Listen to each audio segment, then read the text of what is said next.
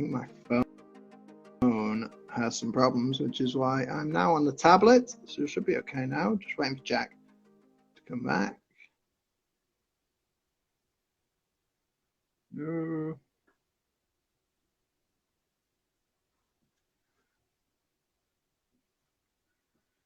Instagram, there's got to be an easier way for you to link people up like this.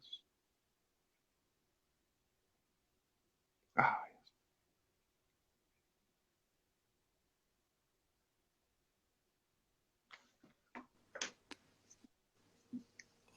Hello, mate. I'm sorry, the Wi-Fi must have dropped or something then.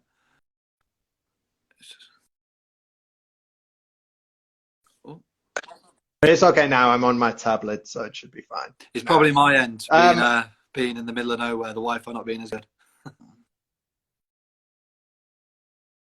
Oh, like I said, we're going to talk about a few things today. We're going to talk about some rural areas. We're going to talk about some of the kind of tourist things happening in the in rural communities and national parks as well, and kind of some of the great things happening there. But I really brought you on because I want to talk about planning a trip. Yeah. And I think the last time we spoke, we talked about camping and kind of getting back to nature, which I think everybody had that vibe a little bit a few months ago. Yeah. I think a lot of people now have this vibe of, I want to wait till summer and then I want to go on some awesome trip because I didn't really go on holiday very much last year. Let's really make up for it. So I'm going to get a bit of advice from you because you've done some awesome trips. You've really done some cool traveling. You've got some good experiences and some good tips to share with everybody, I think. But first, I wanted to talk about some of the traditional problems that happen in rural areas. One of them, second homes, right? Absolutely. We yes, especially in the Lake District, we get that's where I'm based. We do have a vast amount of second homeowners. So, you know, people from your bigger cities, your Londons, your Manchesters, your Birminghams and stuff are well off who want a second place to go to. You mean you can't blame these people as well? Beautiful place of the world. If you've got the money, why not? The downside of it, though, is the price of living. If you wanted to afford a house in this area, I'm not coming on here to say I'm well off. I don't own a house in the Lake District or anything, but it's more if you wanted to move up here, up sort of my age, your age, it's becoming harder and harder just because simply there is no homes being built, and the affordable living which is getting built is getting turned, it's getting all its planning permission turned down, or it's having to jump through hundreds and hundreds of different loopholes and schemes, etc., to match the Lake District standard. Because, for example, in the Lake District, you can't just, if you wanted to paint your front door, you can't just paint your front door. You have to go for planning permission for it. And it's for every single little thing you want to change. Mm-hmm. If you want a pond in your back garden, you've got to have planning permission for it. Everything's got to go through, I guess you would almost call it a test. What's the correct word? Yeah, criteria. Like approval. Yeah, exactly. It's got to go through like a criteria. So there's when you eventually do get to move up here, there's many loopholes you've got to go through as well. So it's one of the major problems. And on top of that as well, just owning the second home, like I've already mentioned, the price of everything just skyrockets. Somebody said to me the other day, the Keswick's almost turning into like the Mayfair or the Soho, if you will, of the north, right, if you will, because it's so, I think I read a scary statistic the other day or something like 70% of homes in my local area is now second homes almost, or B&Bs and stuff. Wow, okay. A home which is provided for tourism, or a second home, i.e. like a bed and breakfast. Well, Keswick is really kind of a gateway to the Lake District, yeah, isn't it? You know, I even remember going there 12, 15 years ago, and there's German travelers and hikers, and there's French and Norwegians. So it's quite funny actually. We majority of our tourism comes from the south, obviously, because Scotland's got Scotland. You need to come to us for that.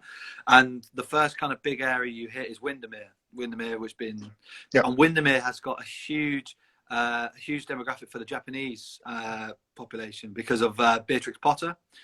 Apparently, Beatrix Potter's huge out there. So a lot of Japanese people, they'll go to Bowness and Windermere because a lot of it's set there, and there's also a lot of Beatrix pottery stuff there.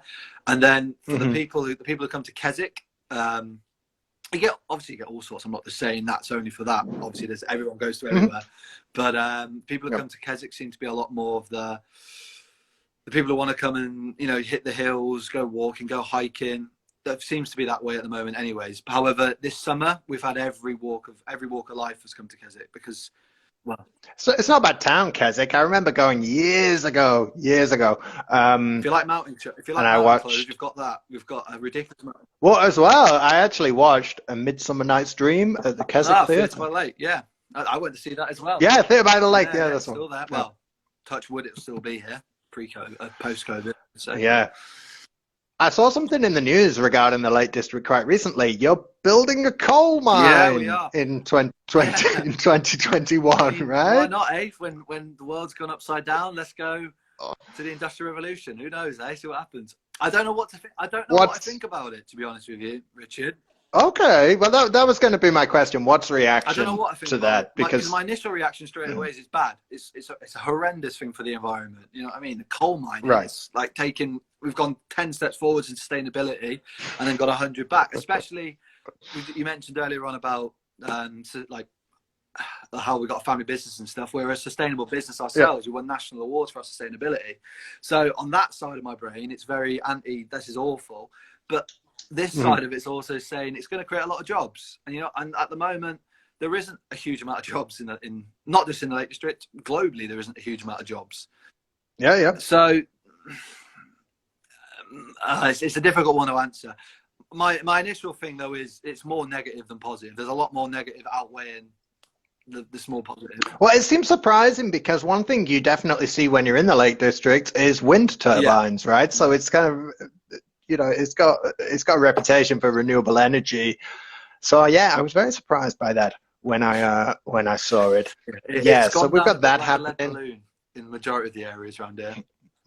I can imagine. Well, especially considering we already have Sellafield as well, which is the nuclear power plant on top. Well, you got a nuclear power plant. I forgot about that. I'm not saying it's not part of our area because it's in Cumbria, which is the county, but luckily the Sellafield is outside of the Lake District. It's right on the coastline and stuff, but it's still part of our county and all that. So yeah, I guess one thing you do find is what we call NIMBYism. Learners, NIMBYism means not in my backyard. People would love wind turbines, just not near my house because they make a lot of noise. Do you find there's a lot of that in rural communities? Do you know what? Especially when it's like you buy your second home, you don't want a coal mine next to it. The coal mine thing is definitely nobody wants that in their back garden. Exactly, who would want? But I'll tell you something. I mean, I'm not going to speak on behalf of the Lake District here. Don't get me wrong. Please do. You are the representative. But what I would say is, I haven't met many people who are against, the wind turbines being here and stuff. I mean, we've got near where I live, we've got a field of maybe 15, 20 of them, about 15, 20 of them about 15 or so miles away. And they do so much work. They power so many villages, etc. But then you go out to the coastline where, I don't know if your students and your followers know places like Workington and Whitehaven and these kind of places.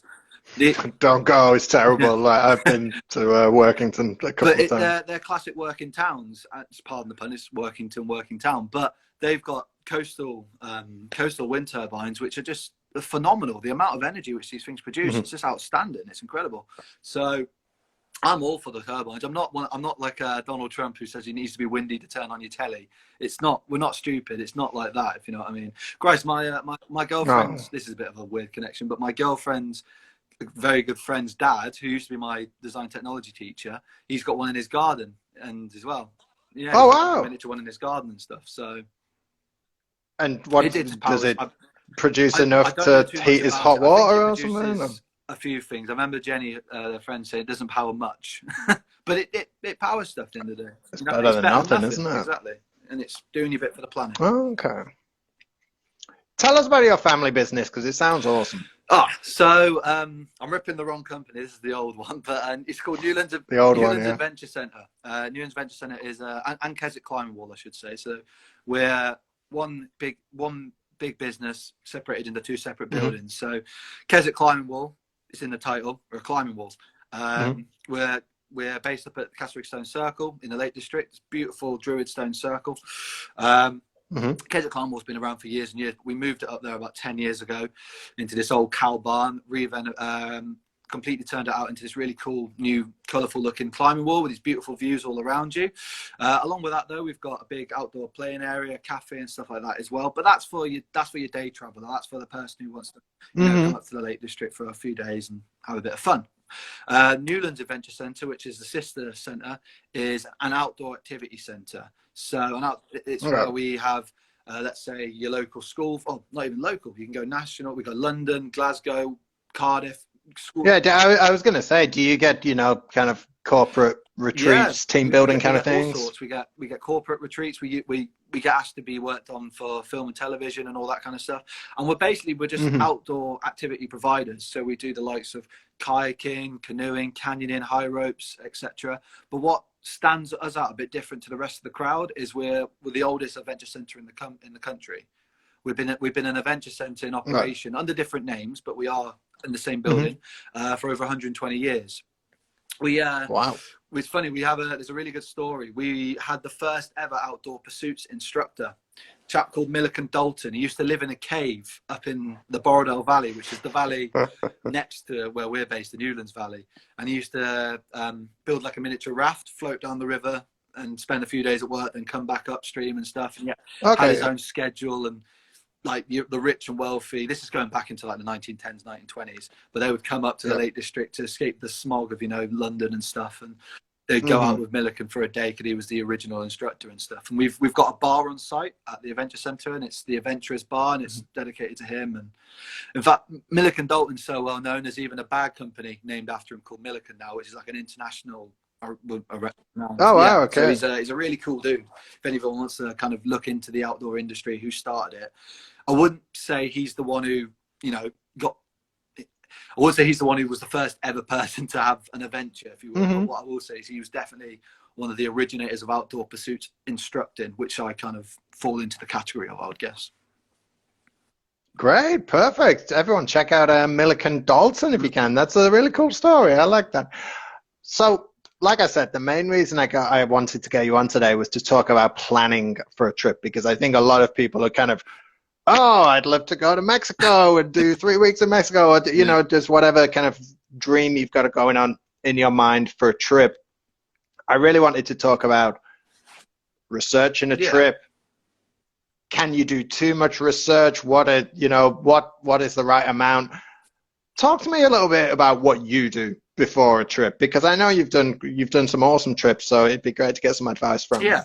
Well, I mean, the first thing I'll do is, I'm not one of these people, I wish I was, but I'm not one of these people who spin a globe, point a finger, and wherever it lands is where I go. I'm not that type, because the first thing I always want to check out is and this I think every country's got something worth going to see. Do you know what I mean? Every single country's got something worth going to see, but I always want to check, is it something which I will get the most out of? Because at the end of the day, no one can travel. Well, you can be very lucky and travel for free, but not many of us can do that. And if you're going to spend a lot of money, you don't want to be disappointed.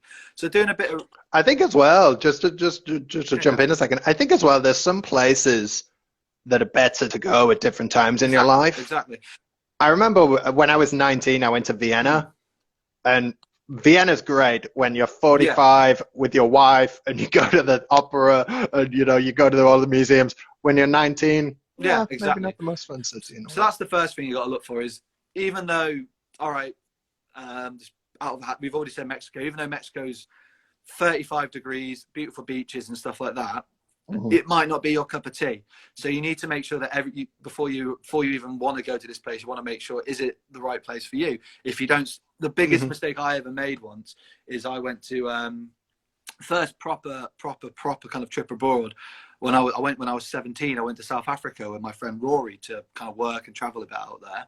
And I didn't realize how, this is naive, I was a bit stupid and stuff, but I was looking at South Africa and thinking, well, below South Africa is Antarctica, and I'm going towards the back end of summer, so I'm thinking it's not going to be like stupidly hot and stuff. And I'm okay in heat now, but back then I've never really experienced it before. Anyway, we got there for the first time, and it was the hottest thing I've ever experienced in my life. It was, and your body wasn't used to it. I'm not saying I didn't enjoy it. I'm not saying I regret it or anything like that. It's just do a bit of research before you go.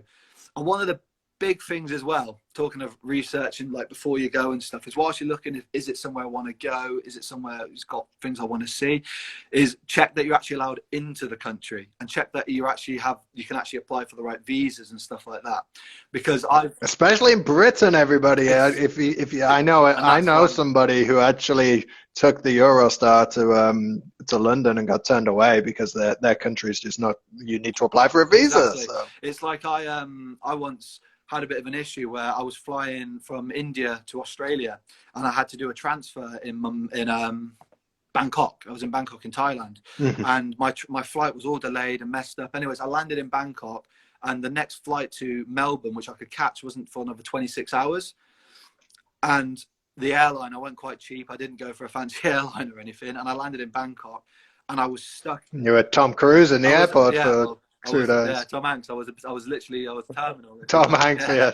I was stuck there because I couldn't apply for a visa and stuff like that. And obviously that's a 1 in 1,000 chance, because I wasn't planning on even going to Thailand.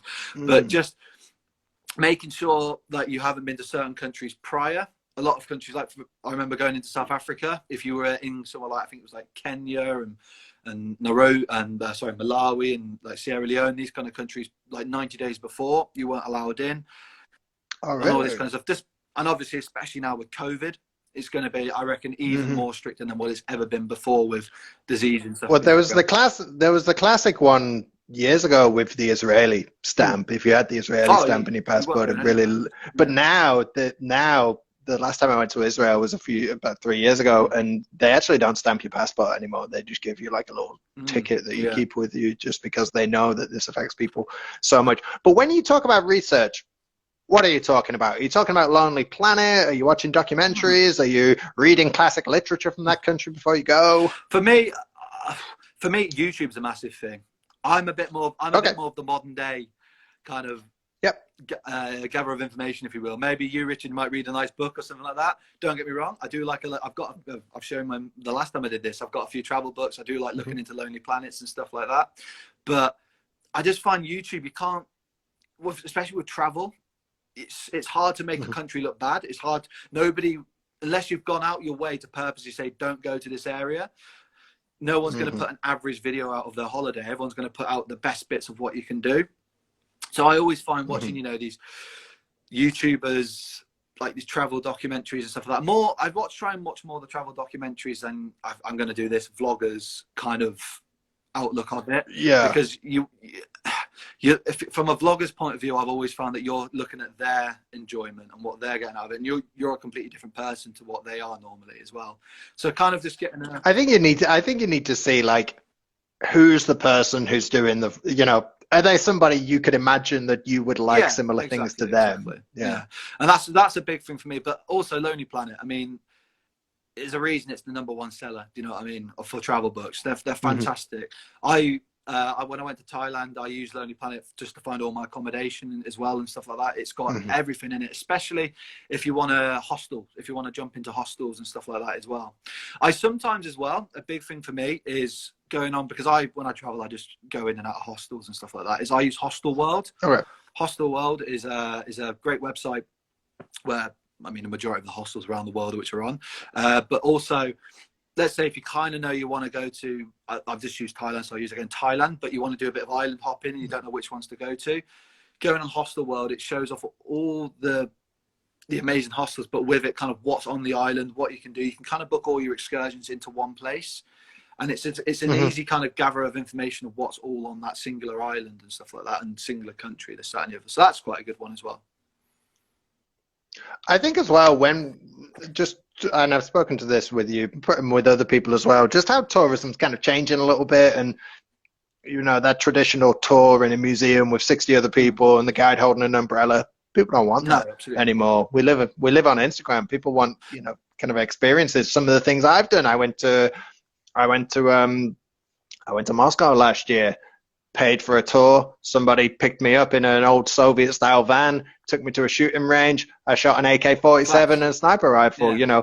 I went to Helsinki and met up with a guide who took me out on a train to the local national park, and we did like a 10-15K walk around. He explained all the flora and fauna and stuff. I've done horse riding tours before in Mm. Sicily. So people are after kind of different things. What kind of stuff are you into? For me personally, it's something I want to. Every time I go abroad, every time I go on holiday, I want to I want to experience something which I'm never going to experience in my home country. So whether that be, from a skydive to a bungee jump to a scuba dive to or whatever. I know you can do that in the UK. You can do that in the Lake District. I know you can do that, but it's Mhm. something about being in a different country makes it seem more thrilling, more exciting. I'm a bit of an open book as well. I'm kind of open to suggestion. Like when it comes Right. Okay. it's funny because when you say like research and planning all that kind of stuff, I'm certainly not one of those people who go right. I'm leaving on the Thursday. On the Friday, I'm doing this in the morning. Right. Blah blah blah blah. I'm very much. I just want to go to that place, that place, that place, that place, and if I can find stuff to do along the way, even better. Do you know what I mean? It's more of a. I don't go into these things sort of planning what I want to do because Mhm. I always feel if I did that and I don't do what I've set out to try and achieve, then I'm going to Mhm. leave that traveling trip, that holiday, whatever it may be, disappointed. I'm going to be like, oh, it was Okay. good, but Yeah. it could have been better if I'd done that. Whereas if you just look at it from the other way around, if you will, it's a Mhm. much better outcome. And you normally find that you do more stuff because if you become a bit more of a yes person, if you will, you're going to be saying yes to Mhm. more opportunities which you never thought you would do. It was like, You meet more people as yeah, well. Like, exactly. so I've got some great memories of just hanging around with some German guy in India for two Yeah. days and Oh, then never saw him again, and he never saw it's me again. But it was cool. Like, one of good the best things I experience. ever did was I went to Cape Verde and we went to one of the Mhm. northern islands of Cape Verde, and it's more of it's Cape Verde is very very well known for its beaches. It's just like just dunes and dunes of sand, nothing else. But they've got one Mhm. island which I cannot remember the name of, unfortunately. I think it might be Il Santao or something like that, and it's full of mountains. And me and my ex-girlfriend at the time, we went up there and we explored these mountains and stuff, and we just happened to bump into this local chap who was just on a walk, and we spent nearly 2 days with this guy. He had a hotel, he put us up in his hotel, and he took us on guided walks, and we went and did these amazing experiences which I know for a fact I wouldn't have done if I was on there. Mhm. We went to like sugarcane farms, rum factories, or this kind of stuff, just because he had friends who worked in these places and stuff. And, Right. another thing as well. Like I went when I was in South Africa. Me and my friend Rory, who we went with, we got invited into a school and we got to look around the school and see how that kind of way of working is. And sometimes those kind of experiences are just as good as your skydive, as your scuba dive and stuff, because you're Yeah. Yeah. doing something which is so out of the normal, you don't forget it. You know what I mean? I still remember to this Mhm. day walking into this township's classroom in the middle of South Africa and like just speaking a bit about literally doing this, speaking a bit about where I'm from, what I do, and it's just Nice. it's wicked, you know what I mean? And it's not you're not doing it in a I don't mean that in kind of like a showy off way, like look what I've done and what you haven't, and I don't mean it in that way whatsoever. Mhm. I mean it more in a just a it's just like it's almost like it sounds really weird when you say it. It's like a release of joy almost. It's just Mhm. like having actually kind of enjoying what you're saying and being like, oh, that's really cool. I want to do Well, that. it's like really connecting with Exactly. people Yeah. and locals and the whole place with the country. I think so. That's the type of best experience you can get. I think I try and plan some things. I'll try and plan one thing a day Mm, and then leave free time. Because remember, you're on holiday mm. as well. So you want to relax a little bit. But yeah, if you can plan a little bit, not too much, be open to plans changing. I think that's probably a good tip Going for going back to anybody. what you quickly said about the tours, though, I think the major thing what's changed in the last sort of maybe even 5-10 years, and I think you'll agree with this as well, being a tour guide, next tour guide, however we may look at Hmm. this, is how Yeah. much social media has overpowered the tour. It's like now I know for a fact I've had certain tours where I could have gone on, like for Versailles, for example. I mean, you can speak for Versailles. You've got to do nearly 3-4 hours of talking about French history. And if you're into Yeah. your history, if you want to learn, it's an unbelievable tour. But we could Hmm. do that tour and not say a single word and just go, do you want a picture? Do you want me to do an Instagram for you? And people will just be happy with that. Yeah, And it's an interesting I find thing because it's incredible to me how powerful that tool has overpowered the art of traveling. Like 10, 15, it's funny actually. my godmother, she lives with us back at home, and we were looking through old slides. She did Machu Picchu back in, I think it was the 80s. She said she did it. And nowadays, if we went to Machu Picchu for 2-3 weeks and explored, well, just, you know, South America in general, and just explore the area, you'd come back with thousands and thousands of photos. You'd be posting all these kind of stuffs on your socials. You'd be doing everything. And Tina came back with 100 slides, and that's it. That's her memories of it and the stories. Right. But it's funny. I feel like I had more of a connection to what she was saying about what she did than anyone's social media posts, because there was so little kind of shown of that time back then that it kind of makes it feel more real, if you know what I mean. Maybe it was better. You remembered it more. Exactly, yeah. You know, it's like at a football game. It always amazes me when I see people with their phone filming a goal or a goal celebration. I'm like, come on to watch it. I mean, it's the same with concerts as well. Why film it? You're never going to watch it again, or it's going to be very rare. On top of that, if you really want to see it again, you just use YouTube, power the internet. It'll be on there again. Right, and somebody filmed it with a better camera than yours, and they did a better job with a drone, a 4K drone, or something. What's the point of not being in the moment? Exactly. Exactly. Yeah. Okay, so there's some tips. You know, kind of plan a little bit, be open for some change. Obviously, there's more. There's some places that you can kind of just go. You know, if you're from Britain or you're from France, you can probably go to Spain and Italy, and you probably don't really need to plan very much. But you've mentioned a couple of places where you probably need to plan a little bit more, right? Have you been to India? I've been to India, yeah. India, I was quite lucky when Let's save India, because actually I'd love in the future to do an episode on India, because I've been there. I've got some great stories as well. Talk about Thailand. I mean, I feel like Thailand now. Thailand's starting to become almost for. I was going to say as Europeans then, but that's Western travelers, right? The European traveller, shall I say? It's starting to become that sort of place where everyone goes to. It's very westernized now, to be honest with you. Thailand, somewhere a bit different where I went to, which is somewhere. Well, I'd say somewhere like Jordan. I did Jordan. And I did a road trip across Jordan, which was certainly something I had to plan because.